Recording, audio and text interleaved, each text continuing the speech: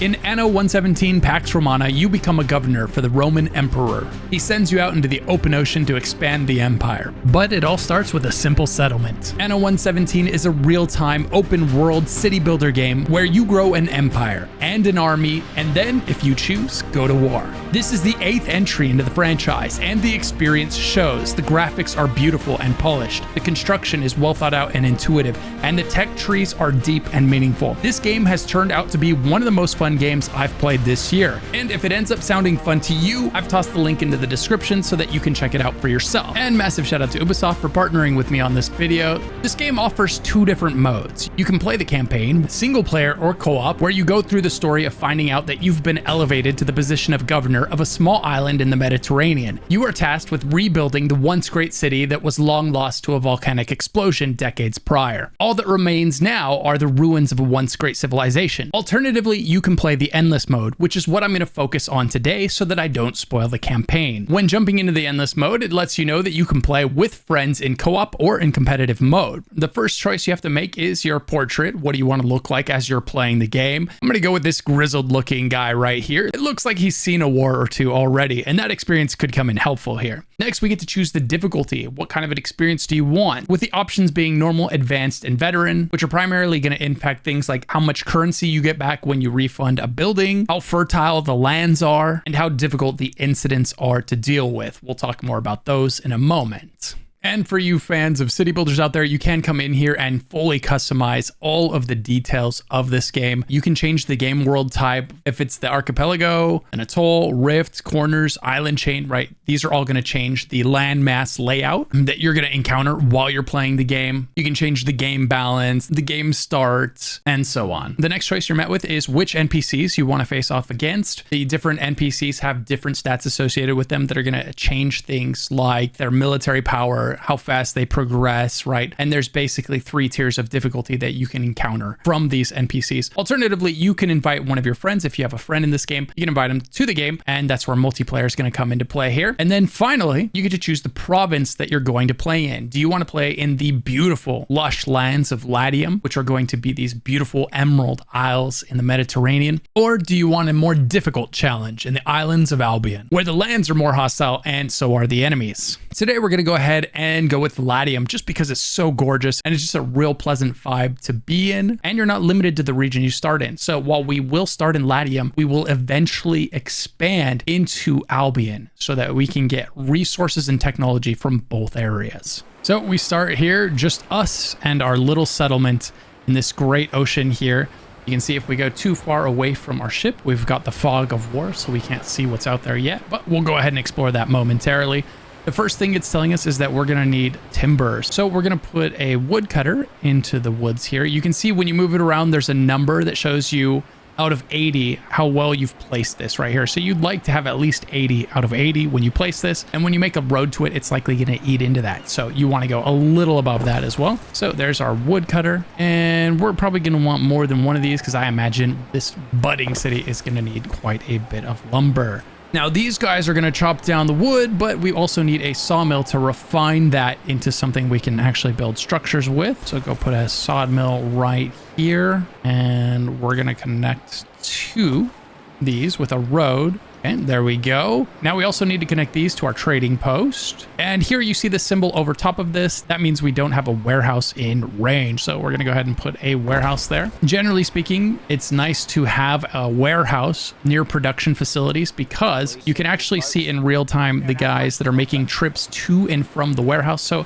the closer it is, the shorter the walks, the less time they spend in transit and the more time they spend giving you resources here. Now the stats to be aware of at the top right here. First, we have the LIBERTUS workforce. These are our most basic form of population. These are going to be your low education workers. Then we've got our island's income, which is 0 presently. Then we've got our island population, which is also 0 because we don't have any actual houses for these people to live in. So these people would get very upset here soon if we didn't sort that out. Here's how much money we're making per minute. So right now we are making getting negative 122 because we're funding these operations over here as well as maintenance on these roads. And the way to make money is to have citizens that you're making money off of. So looking at this area, it looks like this is going to be a fantastic area here for the bulk of our civilization here. So we're going to just go straight back like this, and we're going to use this road here. Give a this there, some houses there, space for a road. It's really important to leave space for roads because it's very important that people in your city can get around efficiently without having to go too far out of the way to get to any one place. This is going to be really important when it comes to the services like the fire department, the hospitals, and those sorts of things that are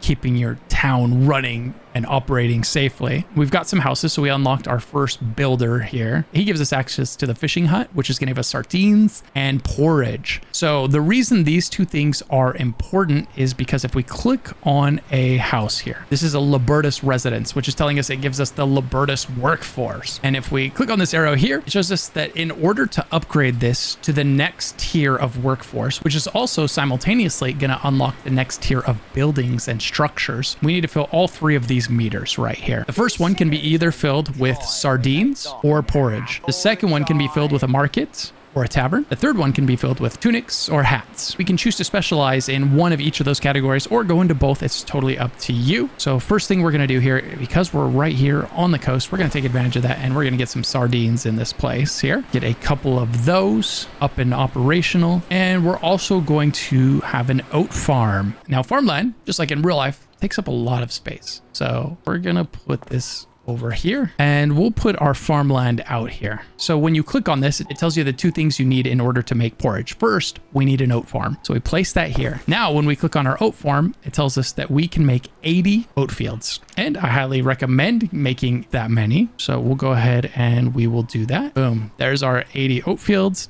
So now it is officially producing oat, but this thing, if we gave it a second, it would tell us there is no warehouse nearby. The nice thing about warehouses is that they basically teleport materials from one place to the next. So if you have a warehouse here, it is the same stockpile of inventory as the trading post and as the other warehouse that you built in the beginning. Connect these here. There we go. Now, when I tried to build this, you see it built it in planning mode because I didn't currently have the materials. Now this is no longer grayed out, which means I can click it and boom, it builds it. So now we have a oat farm. It's putting the materials in storage so that our porridge stand can make porridge. Now, one of the nice things about this is it tells you the reach. It's the roads that make it possible for them to be serviced. So if we put this here, you can see only 2 houses down there are being reached. As we move it closer, more and more are. More of that road turns green. So these markets are something you want to place very centrally. If we hover over the market there, it's telling us that it's going to add 1 population and 1 income to every property that it interacts with. And if we click on the tavern, it says that it's going to increase population and happiness for everything that it's nearby. And so you're going to be managing a lot of stats for your community.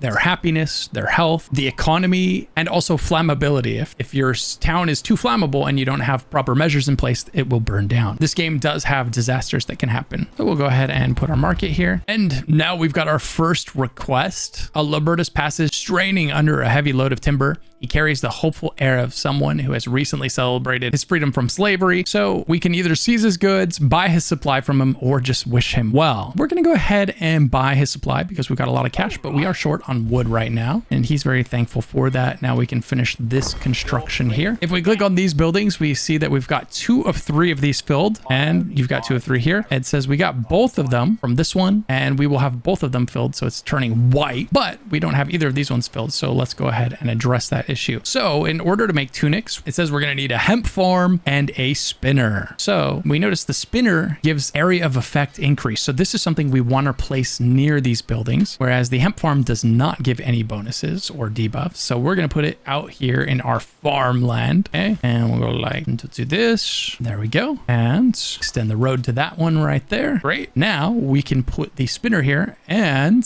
once again, we want to put this kind of centrally located because it's going to be buffing. We notice that our income is negative 148 right now because we keep building things that are costing us money, but we're not getting income from these houses. So let's fix that. Let's put this somewhere where it's going to touch all of the buildings here, like this spot right here. Boom. And now that we've done that, we've seen the Z's here, which means it's not actually doing anything yet. So if we click on it, it tells us right here, hemp, we have 0 out of 4 hemp.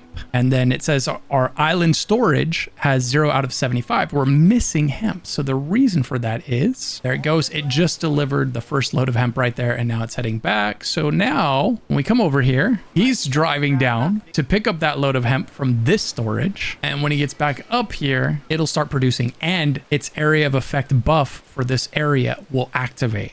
So while he's making that trip, we'll go ahead and build our sheep livestock over here. Put this on the other side of the road. And for the sheep, you have to build some sheepfolds, right? Because the sheep need somewhere to be. There we go. All right. Now that's producing some wool. Come back over here. All right. So he's almost back with the hemp, and we should see him start working as soon as he gets back there. Boom, there he goes. And now we're at negative 132 instead of negative 158. So it's starting to chip away into that debt. Now, when we place this one down, these people love hats. So that's going to give us a bonus income as well. So we go like that. There we go. He's heading to grab that wool so he can create some hats. He's delivering his first round of tunics. So as soon as that gets there and drops that load off. So now when we click on one of these buildings, we can see this starting to fill up, the tunic bar. Because this area all has a sufficient source of tunics, this bar will fill up, and then this third one will fill up, and that will mean that we're able to upgrade this citizen and create the next tier of buildings. We'll get access to the next builder. While that's doing that, let's go ahead and add to our civilization here. So what we can do is grab this copy tool right here, and we can just highlight this and tell it we want to rebuild that exact thing again, right? And this is very useful, especially when it comes to housing, because once you have kind of an efficient housing layout, you don't want to have to do it again. So you can kind of stamp create your housing once you have a good layout. So let's say we wanted to do this. Boom.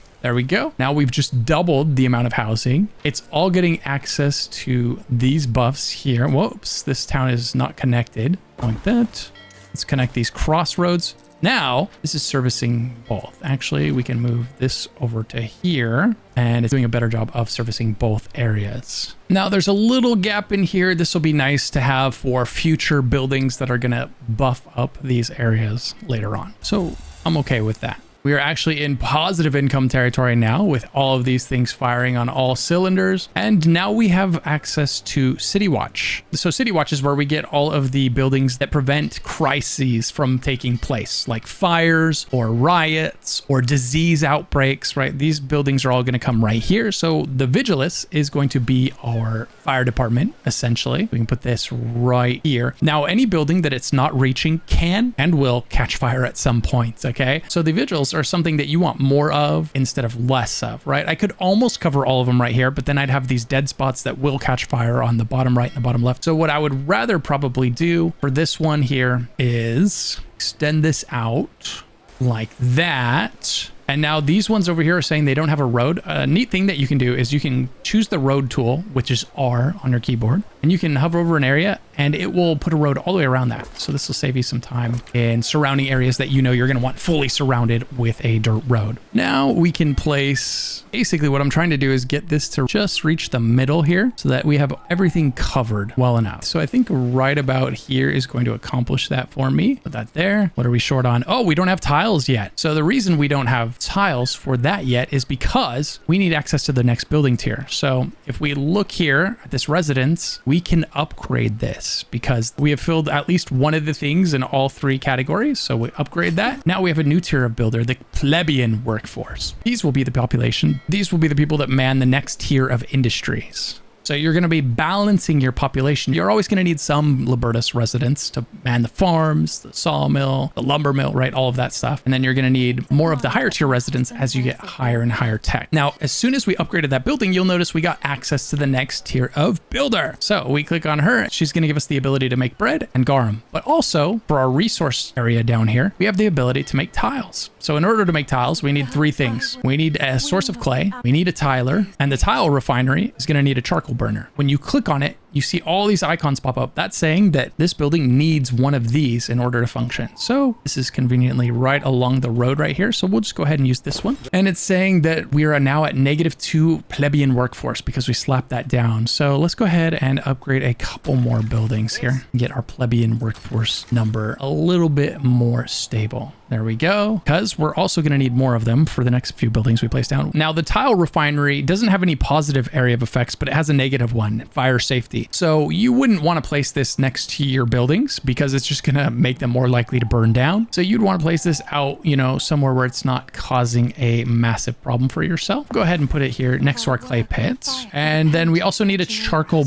burner. Now the charcoal burner is another one. It's going to give -3 health and -3 fire safety to all of the buildings that it's near. So you would definitely not want to put this near your population, right? This is one where you're like, okay, this one creates pollution and it's unsafe. So we're just going to put it out in the middle of nowhere where it's not going to bother anyone. There we go. That should be fine. We'll connect to it with a road as it has to be connected to our city. And then we will go ahead and place a warehouse near it because it's going to want one not too close so that we're disrupting the tree. See how the tree count goes down when we put it in here? So put it just outside. There we go. Now it's got a warehouse. We're still short on plebeian workforce. When you want to upgrade multiple structures at the same time, you can press U on the keyboard or click the upgrade button. And then you can click on, it shows you all the structures you can upgrade and you can just click them. And it's a lot easier than clicking them one at a time and then clicking this, right? So otherwise you'd have to go this. So take advantage of these buttons down here. They're very handy. How's our population? We're 68 and 15. We are doing well. If we look up here, we're doing fairly well on all of our stats. Our income's solid. It's in the green here. Our island population is growing. Our belief, that's faith, that's religion. We'll get more into that in a moment here, is growing. We're at 25 now. Our island health is -6. That's okay. It's not in the positive, but that's a very small negative, so it's fine. Happiness is great, but our fire safety is -35. So as this number gets bigger and bigger, the more likely you are to have a fire incident. Now, while we're building our town, you notice we have a boat. It's not doing a whole lot. This is a great time to send the boat to basically clear the fog of war. Now, be careful because there are going to be enemies out there. So if you send your boat out and it gets into enemy territory, there's a chance that they attack it and sink it, which isn't the end of the world. You can build more, but you don't want to lose this first boat too early. So there we go. I just sent my boat basically to do a lap around my island, kind of get a lay of the land, find any other islands that I can settle on, or perhaps islands that are already settled on by the NPCs that are in the game, and maybe they want to become trading partners, political partners, or who knows what, right? But we have to find them before any of that can happen. So that boat's just going to go and explore. I used shift and then right click to set multiple objectives for this thing. So it's going to automatically go explore that fog of war while we are tending to our city here. Just keep an eye out for it being attacked because you may want to turn it around. Oh, speaking of, we already found the first settlement right here. Okay, here's her territory. Yeah. Now I'm noticing the thing that's holding me back is our tile. So you know what I'm going to do? I'm going to go ahead and build a second tile refinery right here. And now I've got a couple of different buildings that are all fire generating. So it's not a bad idea in a situation like this to place a fire department nearby so that they can deal with that. If I put it right here, now it can react to any fire that's here or here. So that's covering both of those. Now, one handy thing that you can do to kind of figure out where your bottlenecks are is you can click on your icon up here and it tells you your production. You can click this to sort by what we need and what we have. And so right now, so far, we have a pretty good levels of what we need. We have a little more than we need of sardines, but we'll keep building and eventually that'll fill up. We have more than we need of charcoal. That's okay. But we just built another tile refinery, so that might balance out. And so anytime the white bar is bigger than the green bar, that means you have more demand than you have supply. Really handy way of just kind of determining the status of your city at a glance. Now we've accessed a new building type here, the Villa set. So if we look at this, it says your governor dwelling and center of prestige and defense for the island. It'll welcome specialists and then we profit from their skills and benefits. So I'll show you what that means in a second here. But basically this has a massive buff radius and we want to place it a long way from the coast because you don't want the enemy to come and take over this building, right? This is basically your headquarters. So we'll put it as far away as we can while still buffing as many buildings as possible. And the reach of these structures is going to increase when we upgrade our roads to either stone or to marble, right? That's going to make it so that everybody is able to travel further and therefore each of these buildings is going to reach a little bit further than it currently is. We put this right about here. It's gonna just about buff everything down. So we've got some offers here from her. She's saying a loan offer. We have 12,000 in the green. We are doing really well financially. We're gonna pass on the 16% interest rate that she's offering. Basically, if you take a loan, you have to pay it back in an hour with the interest rate. We've got our first choice on crime here. A manacled woman is escorted into your presence. She's guilty of violating the law of majesty, claiming to be a goddess and gathering followers. So if we hover over this, it tells us the effects. And that's the thing you really want to pay attention here, because not only is this a moral decision that you'll have to make when it comes to these, but there's also a lot of economic and political repercussions for every choice. So we can pardon her. And if we did that, we would get happiness +1 per building on our island for 4 hours. However, we would get a permanent downgrade on our reputation with the Emperor, which we haven't talked about yet. But as you're playing the game, there's going to be events that determine your reputation with the Emperor. And there's going to be a subset of stats that you have and things you have access to or don't have access to based on how the Emperor feels about you. And the Emperor is generally a very harsh person. So when you show weakness, like pardoning people, he's not going to like that. But if you show strength, he will like it. We could pay her to renounce her divinity. So this is going to cost us money. It's also going to give us 2 knowledge per building. So we'll be able to research faster. We'll get into the tech tree here when it unlocks in a moment. And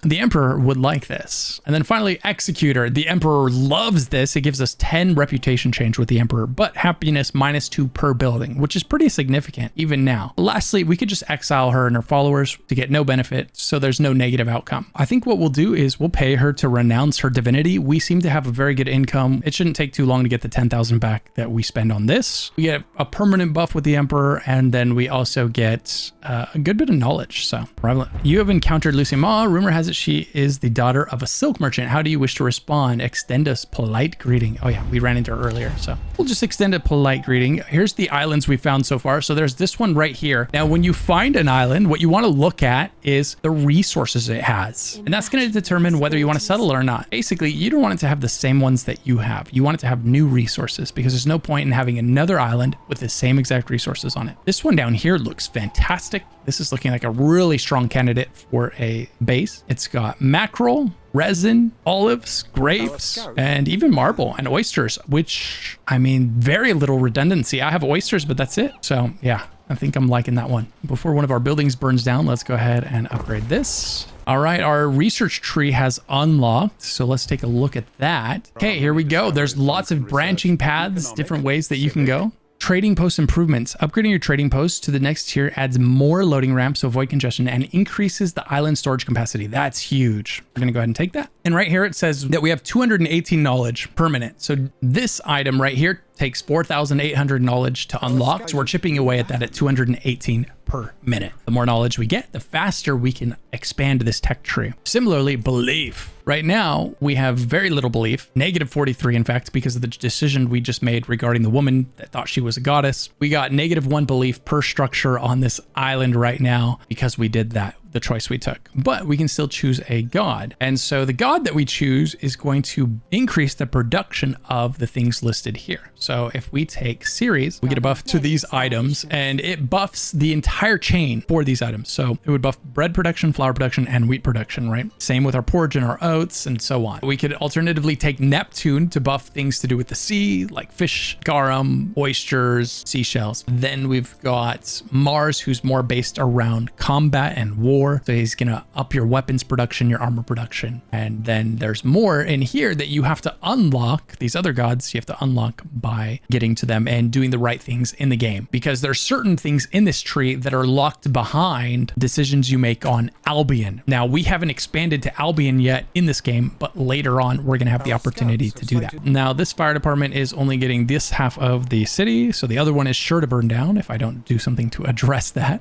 So let's go ahead and put this one here. There we go. Now it tells you that this one is covering this region, and then it's even giving a couple redundant buildings. These are gray because this one's already covering that right there. Okay, now we need bread. So that means we need a wheat farm. So we'll go ahead and build one of those bad boys out here. Extend the road to it. Wheat crops take up a lot of space, so we'll go like this. It would go all the way out here if we went the width of the building, so we'll keep going like this here, and this looks good. Then we need a grain mill, which is going to require a river slot. So we'll go ahead and put this right here, and we'll give it a road. Now, bakeries have a positive and a negative buff, right? It says area effect, income +2, but fire safety -2. So this is a way to get a lot of extra income, but at the risk of fires. Now, our fire safety is +81 right now, so it's good. Now, an important thing to know about this is you're only getting the buff and the debuff for this area when it's actively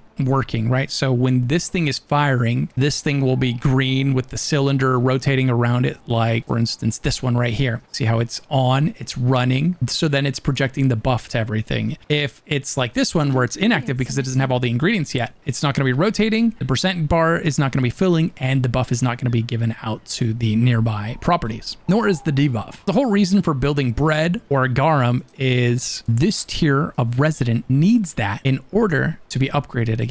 The thing about this island is we do have access to all of these things, but we don't have access to mackerel. So if we try to place this here, it's going to have the symbol and it's going to say there's no fertility. These fish are not here. So it's actually not doing us any good. Go ahead and get rid of that, which is why it's nice to have two options, because sometimes you won't have access to one of them on your island. Now, if we hover over this next item that's grayed out here, it says we need 100 plebeians to unlock this. Right now we're at 98 out of 100. How do we get more plebeians? We just upgrade a couple more structures. There we go. All right, now we should unlock quite a few things. There we go. Okay, so we've got the sanctuary. This is just a straight up buff for all surrounding buildings. Fantastic. It's going to give us happiness and belief. So, and it's covering quite a large radius. We're going to place this like this, and you can press comma on the keyboard if you want to rotate the object and put it like this. There we go. So now our belief is actually +45. Huge. We're dipped into the negative for fire and for health. It's okay, we'll sort that out. Knowledge +3, big, right? We want that. And this is going to be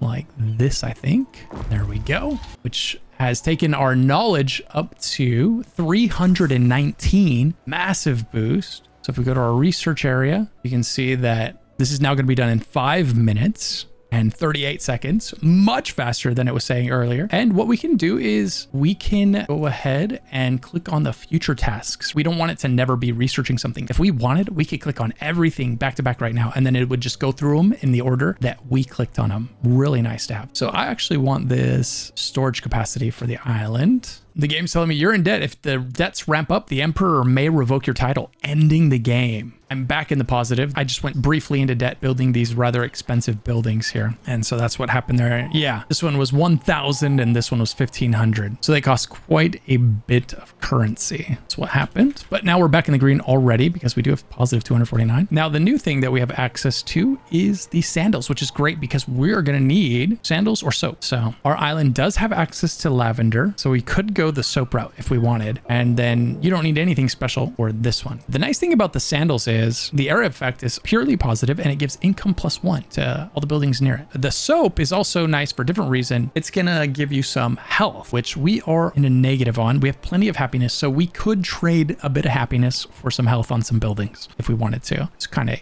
fix this ratio that's going on between our health and our happiness right now. Now, it's nice to have some space at the end of your fields. If you do choose like series right here, we'll go ahead and choose series. It's going to upgrade your yields, and eventually you'll unlock a buff right here. All farms can support 50% more field modules. So if you do decide to go series, just make sure that you keep that in mind. Make sure you leave space beyond your farms to extend the crops, okay? Because you'll be able to extend them by 50%. Pretty huge. Go. Okay. So that should hopefully help the bottleneck that we are seeing happen here. Okay, it looks like we have some visitors. We get to speak to Brutus or GAIUS. They're twins, and basically what it says when we hover over each option, this is going to give us workforce +20%, and GAIUS is going to give us income 1.5. I think our workforce is fine, to be honest.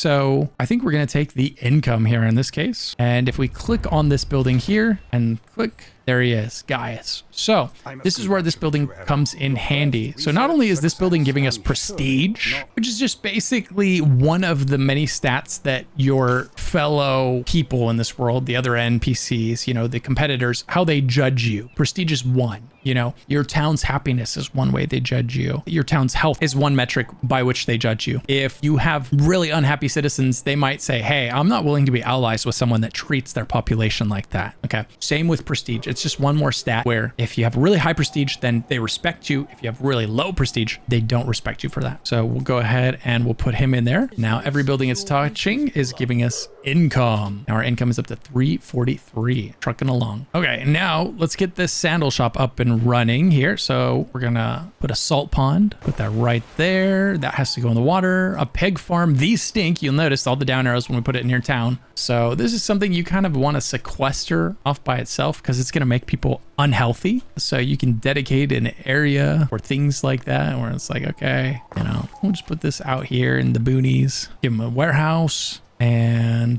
go ahead and put the tannery out here, make a little cluster. Now those can be out in the middle of nowhere, but the sandal maker, this gives income +1 to every building it's near. So we want this centrally located. So this is going to be pretty, I'm wishing I made this center aisle just a little bit wider in hindsight. You know, there's always room for improvement. You think you have a good idea for a city layout and then, you know, you're like, I wish I would made this a little wider so that more buildings could fit there. So hopefully you take everything you learned from this playthrough and you apply it to your first city. But I'm going to go ahead and put this right about here like that. And I'm going to give this side one as well. There we go. Actually, that's going to work out nicely because then it'll cover the buildings I put over here as well as the ones I put over here. So you know what? It's going to work just fine. Diplomatic relations will improve if you accept her contract. She really wants me to take a loan and it'll increase, you know, our standing together. It's like, take this loan. I'll like you more if you owe me money. I guess that makes sense. Okay, so there's this little icon right here. That means if we click on this, let's go ahead and do this later. I don't want to deal with a quest right now. I want to focus on the city.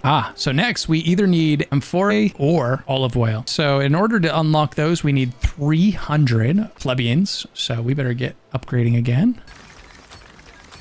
Hey, okay, we unlocked this. Now, what do we need for this? We need clay. We got that. We need resin. We don't have resin here. So we've hit our first wall where we need something that our island doesn't have, which is where our boat's going to come in handy. Okay, here's our boat right here. We'll send him over here to this island. This island happens to have both resin and olive fertility. Fantastic. So we'll come over here and expand. How much money do we have? 2,500. Only issue we might have is it's quite expensive to expand. Oh, I forgot to put my pig farms down. Don't forget to do that. Fortunately, the game is kind and you'll get a little notice up here when you see one pop up, click it and it'll be like, hey, you forgot to build your pigsties. So that's all sorted out. Quest tracker. Our quest tracker is over here. Build 0 out of 21 LIBERTUS residents. LIBERTUS, it wants 21 more. Okay, that's easy to do. So we will go ahead and copy this right here. Here. Okay, there's 21. Nice. Our city's starting to take shape. Okay, so we've unlocked our diplomacy section here. So this is where you can see your relationship with everyone at a glance. It sounds like we haven't found 2 of them. One of them is hostile. It's got that skull right there. That means this is a baddie. He's going to do bad things to us. And this is someone we just haven't found yet. I am at peace with these 2 and our reputation with the Emperor is +5. If we click on him, we can see everybody's reputation with him. So I'm +5, +10, 0, +10. And if we click on each of these, it tells us what we get for achieving those statuses. So at 100, we get, you know, island settlement cost is -75%. We don't have to worry about that for a while, but it's very possible that we get up to this one right here and our island settlement cost would be -25%. And we can reroll items at traders, reroll items at specific niche traders, 15% better prices for goods with all emperor representatives, 20% better prices for items with all emperor representatives. So those are the buffs you get. And then if you get down here, you know, settlements costs go up and then other bad debuffs come. So your relationship with him, whether you're impressing him or not, is something that you may choose to keep in mind when you're playing the game. And then just remember, if you ever go too far into debt, you could just lose the game outright. He could be like, hey, you're no longer a governor and you lose. Okay, so to expand on an island, all you have to do is take one of your ships there. It doesn't have to have a person or, you know, a peon or anything like that in it. You just sail a ship down there and it'll give you the option. So we click on this and it says, this is going to cost 22,000 plus it's going to cost 100 gold per minute. So currently we're making 473 gold per minute, but 22k negative, the Emperor's going to get upset if we do that. So that's pretty costly. So before we grab this island, let's go ahead and get our income up a little bit more. probably the easiest way to do this is to, you know, at the risk of a fire, let's go ahead and make another bakery, you know, because Mama always said, if you're not burning down the house, are you really having a good time? Okay, that's good. That's gonna be good. Once that's up and running, he's gonna go get his materials. Looks like we have a new buildings that we can make. So harbor buildings, we can make a shipyard to build ships. These will be incredibly useful for when we want to trade with other civilizations. Then you've got the depot, increase our island's maximum storage. This is huge. We're definitely going to grab that right now. That way, now look at how much we can store here. These were nearly full and now they're nowhere near. We also earlier unlocked barracks, walls, gates, archer towers, and weapons. You need to make weapons if you want to make troops. You need a barracks to make the troops. So if we made a barracks, we really wouldn't be able to make anything until we had made some weapons for them. The weapons have to be made before you can make the troop. All right, so we also unlocked the Custodia. This is like your police department, and it's gonna make sure that people don't start rioting. You'll notice that area of effect, happiness +2. So people like to be safe, so they like when there's one of these nearby. Put this right there. And these have quite a generous range to them. We'll put one there, and we'll put one on this side as well, like so. Happiness is fantastic. Our health still leaves something to be desired. Our fire rating is getting really bad though, and that's thanks to the 2 bakeries we have. So at this rate, it's very likely I'm gonna have a fire at some point. You know what? I'm willing to risk it for the extra income at the moment. How's our income doing? We're almost up to 1,000 now, so we're getting up there. Waiting for materials. We could check and see if we're short on anything in a big way. So what do we have too much of? Lumber. Oh yeah, that makes sense. We really built that up for the early game. We'll need that when we're shipbuilding anyway. It consumes a ton of lumber. Okay, so it looks like we don't have enough flour being made. We might want another one of those at some point. Oh, I see, because we did build another bakery. Yeah, makes sense. Our fire is at -400. Getting really close to having some kind of serious incident. Okay, we hit -500 and the game's like, hey, you might have a great fire. Now, the thing about fires is they get put out pretty quickly. A great fire does not get put out really quickly. It'll keep a building out of commission for a long time, like an hour. You don't want a great fire, so we're gonna go ahead and really try to put some honest effort into doing something about that. This here, and this here. Okay. And we have a few buildings in the middle that just aren't getting coverage. This will get all of them. So I think I'm going to sacrifice this slot for one last one. And then also that's more to react if there is a fire. I'm trying to save money for that island down here, but at the same time, I'm spending it as fast as it's coming in, so I need to slow down. Or actually what I can do, neat little trick, you can speed up time, double time, triple time. And to be honest, I wish there was like a 10x, but our research is still going good. Let's check on it and see how it's going. Ooh, the effect range of our markets is 25% increase. How are we doing on our workforce? We got tons of Libertus, solid amount of plebeian. We're doing really good. Really, we just need that island. Okay, so I'm going to go into debt. It's going to be a big debt. He's not going to be happy with me. Oh, let's see what he wants first. Okay, reputation change. Remain silent. Hail him jovially. Okay, we'll take that +1 reputation. Just be nice. Yeah, okay, good. So I'm about to go into massive debt, which you're really not going to like. I have no choice but to record everything, good or ill. Urgent aid. Your sovereign ruler deigned to notice your monetary woes and offers you a subsidy of denarii to stabilize your imperium. Do you accept it? He'll give me 20,000, but I'm going to lose 10 reputation. Or I can decline it. I'm going to go ahead and decline it. Yeah, I've got this. He's just warning us that our debts are noticeable. We're at -14k here.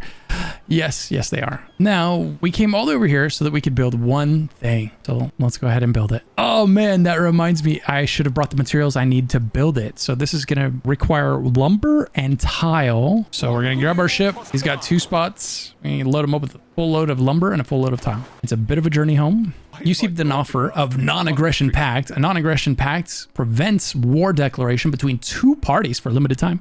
Yeah, I'm not planning on going to war with anyone at the moment, so that's going to improve our relationship with him. That's just going to generally give him good feelings about me. So because we picked up an island, now we can click here on this island and assign a god to it. We can use the same god or a different god. I am there for all of while. So we're going to use the same god. By the way, you can change this at any time. So I could change it to this. Now, the downside of that is, for instance, here, we've built up all this belief, right? And it's unlocking productivity buffs as it goes, right? If we change the god, it'll reset this to 0 and we'll have to earn this back again. And this that we're working towards, we would lose that as well. And this progress right here would be lost. So you can change it, but you may not want to. So these are global buffs, by the way. The whole game, every island, every area, you get those. Local buffs, these are just for the island that you specify in the top left here. She's offering a loan with 16% interest. You know, we're going to accept it this time because we are in debt, negative 7,000. But more importantly, because it's only 16%, which isn't a big deal to us now, she's going to like us more for it. So it improves our relationship if we ever want to call on her for a favor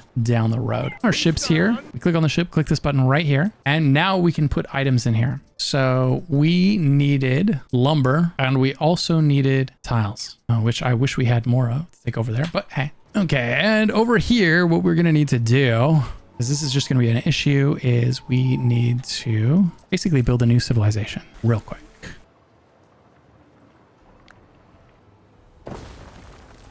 Nice. Okay, we don't really have to rethink it. We can just recreate what we made over there, flaws and all. Okay, our boat's here with the goods from the other place, which will accelerate basically the start of this town here. The reason we're here, there we go. Nice. How are we doing? We got 1 olive. We've got the first one. Okay, our problems are almost solved, which means, what am I doing? Why do I only have one of these bad boys? There we go.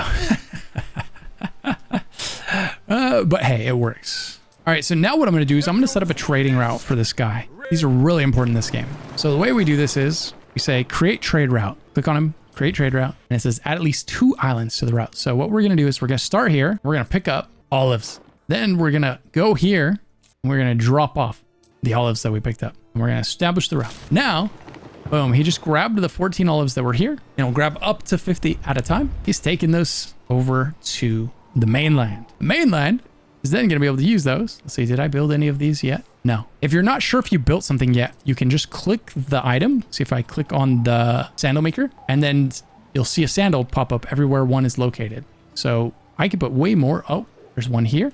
And one here, but I could put one up here, get an income jump up here as well. I'll go ahead and do that for these bad boys real quick. There we go. Now, olive oil. So this is just a health bump, which we actually don't need as bad as we used to anymore. Everything's good except for fire. And that's because of the bakeries that we'll be able to get rid of soon enough. So this is going to keep a lot of space healthy. So this is one of those situations where we could build on the edge. It's going to cover future construction, or you can build one in the middle, right? One in the middle. But then later on, you're going to have like a lot of overlap. So, you know, I'll just build for the future here. So one right here. And now, because we've got the olive presses going, we should be able to go up to tier 3 any moment here. Ah, there it is. Yeah. Okay, so we can get the next stage upgrade, which is going to unlock the next tier construction. Boom, here we go. Tier 3 builder. There he is. He's going to give us access to wine, to cheese, to the aqueduct, to the theater, which is going to give massive happiness, knowledge, and prestige in a very large range. So we definitely want that. In order to get that, we need 150 equities. Okay, so that's a lot of them. Get those upgraded. Those. And aqueduct. Aqueduct is huge. So the aqueduct is amazing. You see this fire problem we've been having all game? Yeah, the aqueduct is going to help that in a big way. All right, we can make the theater. Okay, so look at the radius of the theater. Okay, so this is a big boy, and we're actually gonna have a few structures like this that are just massive, and they have a massive buff radius because it's going all the way. Like, let's see, if I put it up here, I start to lose coverage at the bottom. So really, I want it like right here, right? It's perfect, just about how I have it set up. And we don't have to destroy buildings. You know, you don't have to watch that money go to waste. If you don't want to, you can just move them like so. Now, these are not connected to a road, so these buildings will be abandoned and eventually they'll become dilapidated and they'll just basically fall apart until you connect roads to them, and then people will move in, they'll have to fix them up and they'll start working normally again. It's a cool little thing they did. I'm on to him. Okay, what are we missing? We are missing concrete. Ah, yes. Okay, so now we need a sand refinery, which is of course going to take place in the sand, as you might have guessed. We also need a limestone reliquary. Now, the aqueduct has to flow downhill, so you want a really high location like this one to be the beginning of your aqueduct. That way it can come down the hill, feed the top of your city. Always want to think about gravity helping the water flow down. If your aqueduct starts like down here and the well is over here, it's not going to really be able to feed the rest of the town that's above it, right? So that's not how water flows. So something to keep in mind. All right, what do these people need for the next tier? So in order to go to the next tier, We need wine, right? And just like over here, let's go upgrade. Let's do this. Okay, now we are low on our basic workers, so let's get some of them. Okay, and what is this? We want that fire department. Yeah. More residences. Yes. We definitely want a defensive structure in case someone comes and tries to take this. We want to be able to defend that. So the governor villa, it's a good idea. We have a loan offer from her, and she's offering to give us a little bit of money at a 16% loan. Sure, we'll take it. We don't need it. We're doing great financially, but we need grapes. And what does that need? Oh, we need 1 concrete. Another thing you can do is set it up so that your settlement will buy resources that it needs. If a passerby comes by, like I have tons of money. So if I wanted to not worry, I could just have it buy concrete anytime I dropped below 25. And pretty soon here, we're going to be able to expand to Albion. And it's very important that we do that. We unlocked access to new types of buildings through our upgrades. There are signs of public unrest. Oh, public unrest, where at? So we click that when a banner pops up telling you unrest. Boom, there we go. So we put a police force there. We didn't have one yet. Our mistake. If you aren't sure where you have one, just try to build it. And then if you're hovering over the area and it's gray diamonds above it, that means it's covered. And then if you see green diamonds, that means it is not. So we can just build another one over here. And the upgraded buildings, not only do they hold higher tech people, but they also hold more people. You'll notice this one right here is holding 9.9. If we click on this one here, it's 4.9. We'll get these vineyards going. Oh, but look at the happiness now, because this is giving 3 happiness, 1 knowledge, and 1 prestige per structure it's touching. And it is touching every structure. So happiness just shot up to 700, right? So getting that built was huge. Like I said earlier, that is a big building. That thing is really useful. Okay, let's make that aqueduct we were talking about earlier. We're gonna start up high and we're gonna make our way down. Like so. And then we'll put it about here. So as soon as we have concrete, we'll finish building that, which should then give us the ability to make these 2 structures, which are going to be massive for us. +2 population, +2 income, +3 prestige per building. And you'll notice that these things, it's the whole screen, baby. Same for this. This one is doing +2 population, +2 health, +3 fire safety, which is going to perfectly fix all of our fire problems. Like I was saying, as soon as you get that aqueduct up and then you get the 2 associated structures, these 2 structures require the aqueduct. They need water to work. You can build them, but they won't do anything until you've got that aqueduct up. There it is. Now I'm going to start making room for these structures because they are friggin' huge. All right, it required quite a bit of finagling, but we got there. We got some space for some stuff later if we need it. Boom, there it is. Now look at our stats. Fire in the positive by 200. So happy, so healthy, so prestigious, so knowledgeable, so populous, and so income. Look at that. You love to see it. All right, so this is saying it doesn't have water. So we have to reorganize just a smidge here. There it is.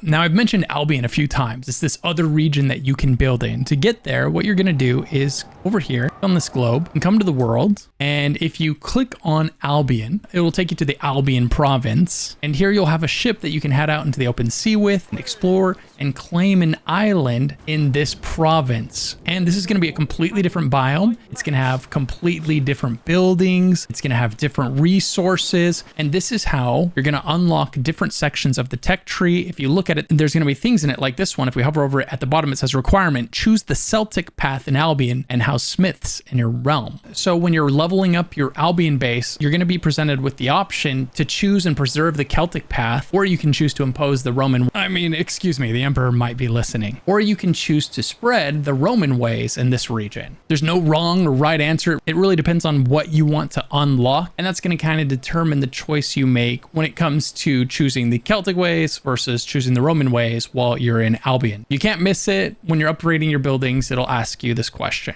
And at this point, we're basically done with tier 3, getting ready to unlock tier 4. So what I would do here is start knocking out those quests that we've been collecting. I've got 5 of them stacked up on the left side there. You can see that. I would get my tier 4 builder. I would make those tier 4 buildings. I'm not going to go into what those are in this video. I'm going to leave some of that for you guys to discover as you play the game. And of course, I would go find the enemy base and I would take them out. So what did you think of this video? Did you guys find it helpful? Let me know down in the comments below, please. It helps a lot if you guys engage with the video, whether it's a comment, a like, subscribe, or all of the above. And I just want to say massive thank you to you guys for watching the video, especially those of you that are here all the way at the end of the video. If you made it all the way to the end, let me know down in the comments below. It's always nice to see who made it all the way to the end of one of these really long videos. These take a long time to make, but you guys make it worth it with all your comments. And don't forget, if the game looks fun, support the channel by clicking the link down in the description below to check it out. You can wishlist it, you can pre-order it, the link's down there in the description. And if there's a topic you'd like another video on in Anno 117 Pax Romana, let me know down in the comments below and I'll try to make one for you guys. I had a ton of fun in this game and I'd love to spend more time in it. If you're not sure what to do next, maybe check out one of the videos popping up on screen right now. I hope to see you guys in the next one.